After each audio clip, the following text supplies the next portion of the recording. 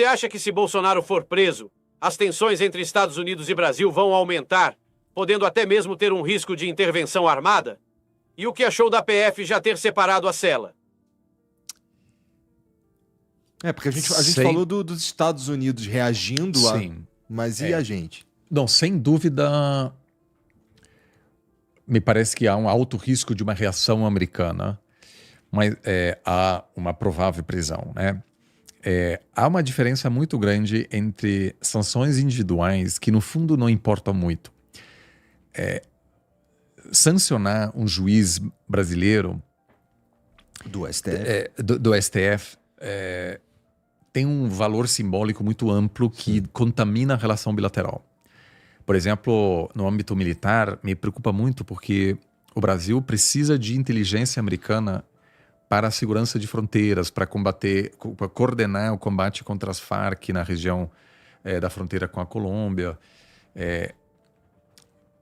E é fundamental que a gente possa preservar essa relação. Não porque eu seja defensor das Forças Armadas Americanas em solo sul-americano, mas isso é útil para o Brasil. Né? Ou seja, isso até o governo Lula mantém essa cooperação. As Forças Armadas Americanas são fornecedores de conhecimento para as Forças Armadas brasileiras. O Brasil depende do equipamento militar americano. E isso, aliás, é muito interessante. Antigamente, você entregava um avião e o piloto brasileiro podia voar e usar esse avião à vontade. Hoje, além de demandar as peças, você precisa dos updates de software. Então, se o Brasil, por exemplo, se os Estados Unidos romper de um dia para outro, quiser romper, realmente ferrar o Brasil e deixar de enviar essas atualizações, o avião brasileiro não decola mais. Né? Isso é uma ameaça à segurança nacional. Assim, eu não acho que é uma intervenção, não acho que é nada disso. Mas esse avião também serve para projetar, dissuadir outros atores, não só os Estados Unidos, em geral. Então, as Forças Armadas brasileiras vão ter que passar por uma diversificação também. E aí atores como a Índia são importantes, né? Tipo, comprar mísseis dos indianos, caças dos suecos, enfim, munição dos alemães. Precisa diversificar para valer. Então, é muito chato isso tudo. Eu digo, tem muitos comitês, muitos diálogos técnicos que continuam ocorrendo, mas que estão um pouco preocupados, assim, o que isso pode causar. Tendo dito isso, eu prefiro 1000 vezes sanções americanas individuais contra ministros do STF do que uma sanção contra um produto, a Embraer. Porque aí realmente impacta emprego, etc. O Alexandre de Moraes não vai passar fome se de repente não puder mais utilizar o Mastercard dele. Não pode mais ir para Disney World, mas acho que dá para viver sem isso. Dá para ir para Euro Disney, dá por para exemplo, ir para Paris, Disney, por exemplo. Então, isso... Continuar dando dinheiro para globalista. Né? Então, assim... Então, eu espero que a reação seja simbólica, porque as sanções setoriais são muito ruins. E, assim, eu confesso que, assim, eu sempre tento separar a parte pessoal, assim, da parte analítica, né? A gente nunca pode deixar isso se afetar. Cada vez que eu volto para os Estados Unidos, eu fico um pouco tenso, assim, porque eu falo abertamente, eu sou muito crítico em relação ao governo Trump, etc. E meu visto americano está no meu passaporte brasileiro. Então, é um assunto, assim, eu tenho família lá, meu filho vai para o colégio. Então, assim, são assuntos que afetam a gente. Mas o que mais realmente mexeu comigo é empresário brasileiro, assim, pequena empresa, numa cidade pequena, que hoje está com medo de quebrar e demitir todo mundo, numa cidade onde não há alternativa, de repente. Assim, um cara que produz uma porta muito específica e 90% desses produziam para os Estados Unidos e hoje a tarifa mata o cara. E aí vai ter uma ajuda do governo brasileiro, mas é gente que há 40 anos está nisso, sabe? O pai fundou a empresa quando chegou da Polônia. Coisas assim é muito triste, assim, e essas pessoas não tem a ver com... Né? Não faz sentido. Os Estados Unidos não tem uma vantagem nisso. Assim, são as vítimas dessas grandes questões geopolíticas que a gente está vendo aqui agora. Eu conheço, assim, tenho muitos amigos assim que atuam em Santa Catarina, Paraná, que tem essas empresas muito dependentes ou até aqui em São Paulo, né? Muito dependentes do mercado americano. Então, essa é a minha esperança. Não acho que há risco de intervenção, mas certamente podemos, nas eleições do ano que vem, ter cenários parecidos àqueles que tivemos nas eleições alemãs, por exemplo, onde o Elon Musk buscou ativamente influenciar o comportamento de eleitores da Alemanha. O cenário mais provável, se isso ocorra, é que seja bom para o Lula. Porque nenhum país gosta de alguém de fora dizendo o que deve fazer internamente. A Austrália, por exemplo, foi assim também. O candidato estilo Trump estava ganhando as eleições. Aí o Trump começou a bater nos australianos, dizendo que eles devem parar de vender para os chineses, impondo altas tarifas e realmente ferrando a economia australiana. E o cara não tinha o que fazer, perdeu as eleições. Né? Mas assim, de intervenção, acho que não. Acho que eu me preocupo mais com alguma atuação militar contra cartéis no México. Entendi. Poderia também gerar um puta de um problema gigantesco. Sim. E assim, além de não resolver o problema, causar uma onda de anti-americanismo num país que é muito importante para os Estados Unidos. Né? Muito importante. É o parceiro comercial mais importante.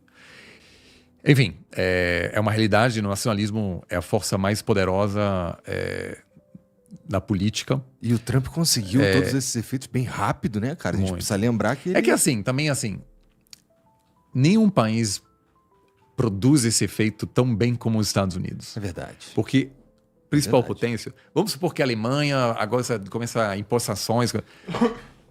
Sei lá, a Alemanha não tem o peso suficiente para incomodar. Os Estados Unidos é grande e possui uma longa história de um comportamento imperial aqui na América Latina, um comportamento arrogante, etc. Então, esse tipo de tensão aciona, com razão, um temor que existe na América Latina desde há mais de um século. Então, isso como eu disse, é um presente para outras grandes potências que vão, ao longo prazo, aumentar muito sua influência aqui na região. Você acha que pode rolar uma união dos países latinos numa possível invasão americana à Venezuela? É possível? Eu acho que isso não é possível. Sim, então, é muito interessante porque tem essa famosa primeira reunião do Bolsonaro com Trump, onde ele pediu tirar a Huawei do Brasil. E ele teve um segundo desejo, e foi apoio retórico, não militar, porque os Estados Unidos sabia que o Brasil não tinha como, e também não faria muito sentido, dar apoio logístico, militar a uma possível invasão americana para derrubar o Maduro. O Trump nunca quis fazer isso de verdade, mas ele queria ter apoio na sua tentativa de desestabilizar o Maduro apenas por meio da retórica ameaçadora, que também foi utilizado para mobilizar o eleitorado latino na Flórida. E tem um fenômeno muito engraçado que são os magazolanos. MAGA é o movimento trumpista, né? Make America Great Again, junto com venezuelanos, são os magazolanos, que em parte gostam do Trump porque ele, pelo menos na campanha, prometia lá atrás, né, não dessa agora, mas na primeira, de derrubar o Maduro. E são pessoas muito anti-Castro, né, anti-regime cubano, anti-Maduro. Só que o Trump rejeita por completo o conceito da promoção da democracia como existia com todas as suas incoerências de governos anteriores. Então você tinha uma longa tradição americana de preservar relações com países democráticos e tentar facilitar transições à democracia. De novo, um monte de exemplos. Os Estados Unidos têm ótimas relações com autocratas sem fazer nenhuma pressão, mas ter o relatório anual sobre a situação dos direitos humanos em outros países, etc. O Trump rejeita isso e, na verdade, tende a ter relações melhores com lideranças autoritárias, como Erdogan na Turquia, tem um profundo respeito pelo Vladimir Putin, pelo Xi Jinping, e já articulou também sua admiração pelo Nicolás Maduro, não porque gosta de sua política, mas porque é um líder que o Trump chamou de resiliente. E resiliente né? Muito fato. Subestimado, uma visão de mundo completamente, assim, que eu considero terrível, autoritário, enfim, desprezível, mas muito resiliente. É muito resiliente, ou seja, está no poder há muitos anos, sob muita pressão. Então, o Trump, eu acho pouquíssimo provável ele querer fazer isso, porque vai muito em contra dessa política de America First, porque envolveria os Estados Unidos num país que poderia colapsar politicamente, aí os Estados Unidos teria meio que uma responsabilidade de reconstruir aquele país.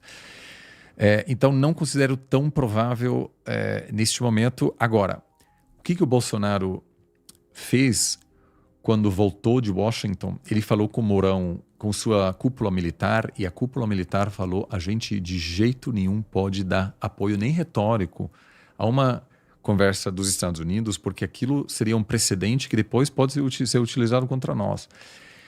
Então, nesse sentido, a pergunta é interessante, porque se de fato o Trump voltar a dizer não quero descartar uma invasão, você, independentemente da orientação ideológica, sim teria uma resposta unificada de todos os países da América do Sul rejeitando esse tipo de política, seja de direita, seja de esquerda.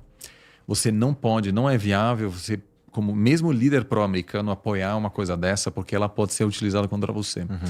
Então, sim, se a gente voltar ao cenário 2019, do Trump meio que brincando com a ideia, você vai ter você vai ver um processo de fechar o cerco de países sul-americanos, apesar das divergências. O Bolsonaro detestava o Maduro. Sim. Mas ele nunca falou, vamos lá, Trump derrube aí o Maduro. Né? Entendi.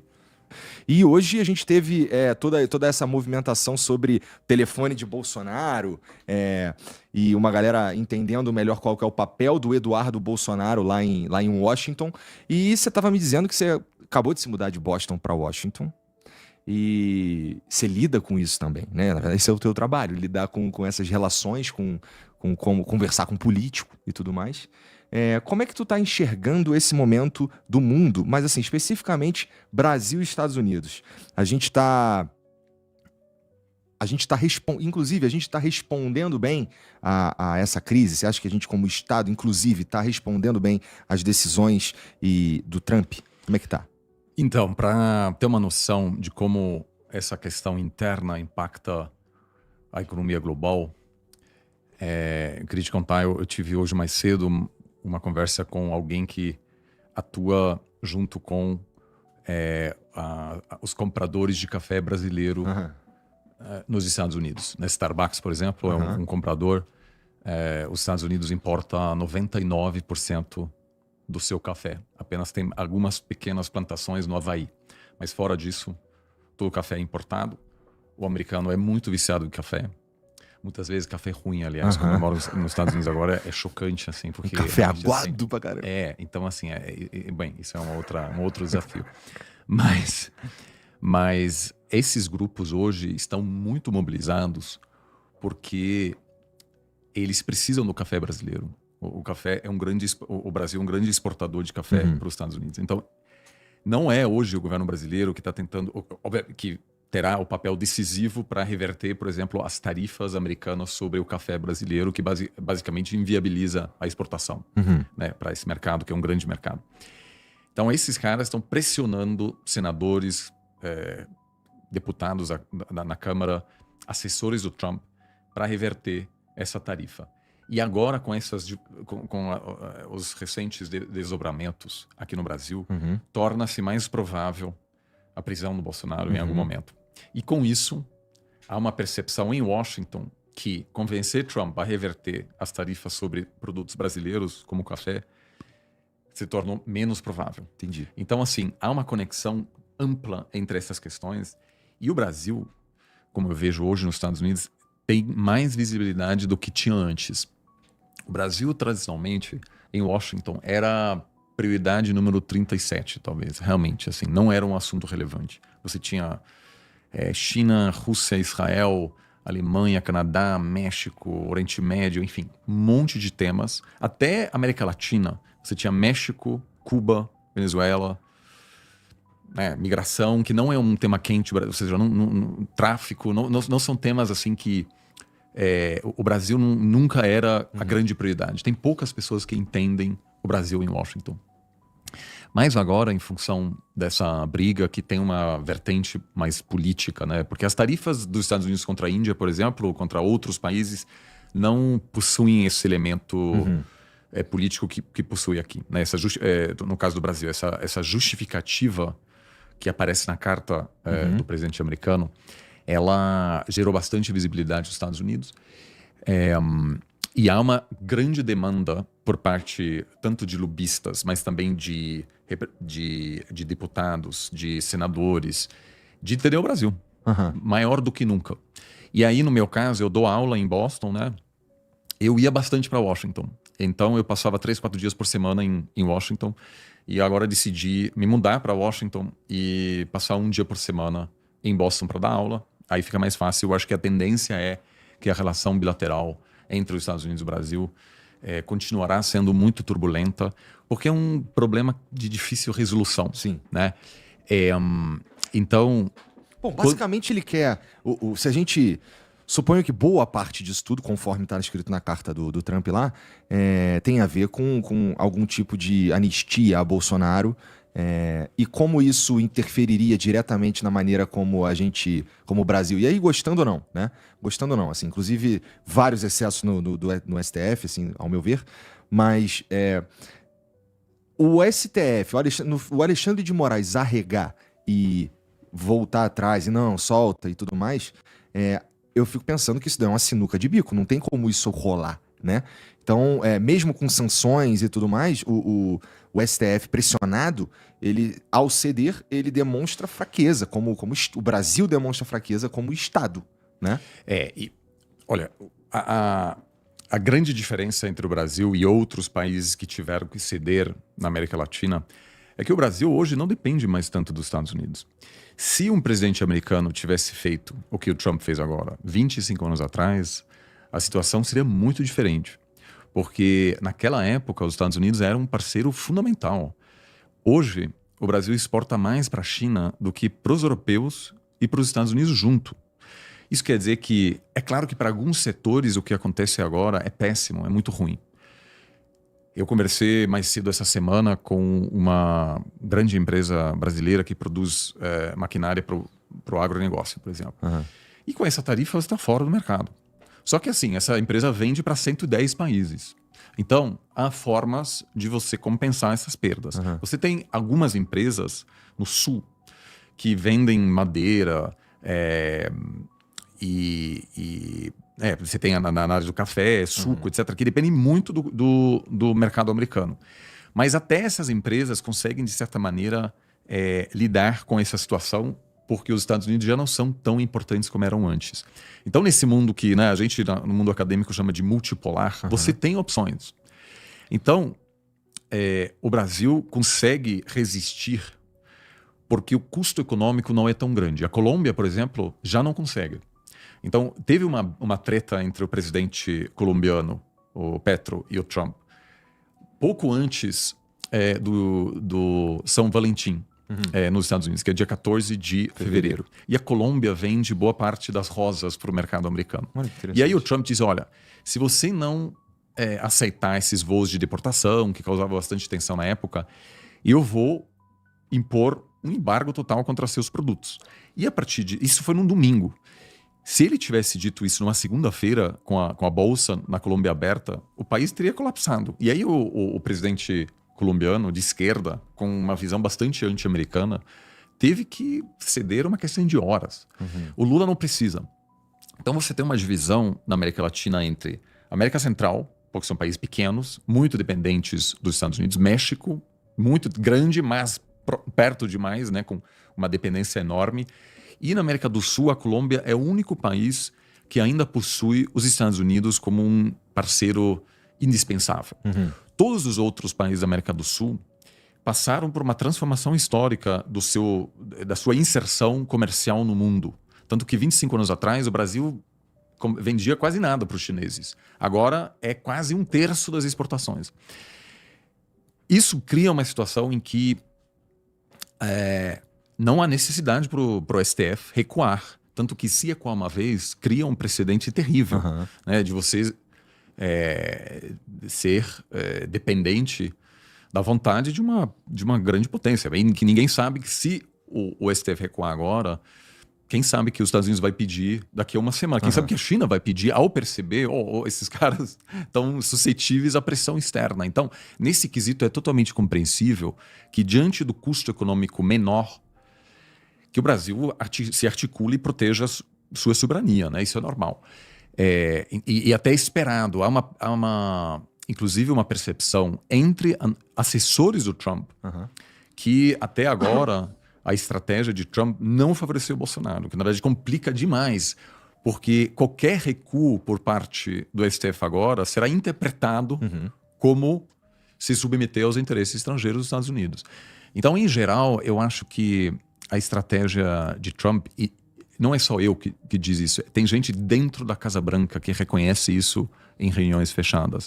A atual estratégia americana na América Latina vai reduzir dramaticamente a influência americana, porque qualquer empresa hoje, mesmo a mais pró-Estados Unidos do mundo, vai ter que pensar sobre novos mercados. É normal. Eu quero que minha empresa sobreviva, eu vendo metade dos meus produtos para o mercado americano. Os caras impõem tarifas. Cara, vou ter que mandar uma delegação comercial para Vietnã, para Turquia, para sei lá quem. E é interessante que isso vai mudar o Brasil também, porque isso quer dizer que a relação que as empresas, as universidades, o governo tem com os Estados Unidos vai passar por uma redução temporária, e aí você vai achando outros clientes para os seus produtos. E aí, eu acredito, pessoalmente, que haverá uma reversão de muitas dessas tarifas, inclusive o café, porque não faz o menor sentido você tarifar o café diante da não existência de uma produção local de café, né? Então, para o consumidor americano, isso é péssimo. E já há muita pressão inflacionária na economia americana, ainda mais porque você tem uma política de dissuasão em relação a novos migrantes, né? Ou seja, o Trump, por um lado, resolveu a crise na fronteira sul dos Estados Unidos. Tem muito pouca gente querendo migrar aos Estados Unidos ilegalmente agora. Só que essas pessoas sustentam a economia americana. E é graças a essas pessoas que você consegue pedir um Uber e só pagar $15. Porque se não tivesse essas pessoas, você teria que pagar muito mais. Então já há muita pressão inflacionária em função dessas ameaças contra a mão de obra barata. Que você tarifar importações, é evidente que isso vai levar a inflação e reduzir o crescimento, porque as pessoas gastam menos. E aí, o que eu ouço muito é que os deputados na Câmara do Partido Republicano, que precisam se reeleger em novembro do ano que vem, estão desesperados, porque você vai entrar provavelmente no cenário de estagflação nos Estados Unidos, que é inflação e estagnação econômica junto, que é péssimo, porque daí o seu poder aquisitivo fica menor. E a pressão da Câmara sobre a Casa Branca para reverter parte dessas tarifas vai aumentar, para evitar que o Partido Republicano perca a maioria do Congresso americano, que hoje tem. Porque a partir do momento que o Partido Republicano perca a controle do Congresso, o Congresso, sob controle democrata, vai reafirmar o seu direito de determinar a política tarifária americana, que na verdade é um poder do Congresso. Hoje o Congresso abriu mão disso porque o Partido Republicano é controlado pelo Trump. Então o Trump diz lá 50%, e o Congresso voluntariamente entregou esse poder ao Trump, que utiliza uma gambiarra de dizer estamos em emergência econômica, que é uma interpretação muito atípica. Então, provavelmente, há uma boa chance de que, a partir do ano que vem, essa realidade dos Estados Unidos imporem tarifas, reverterem essa situação, etc., isso pode acabar.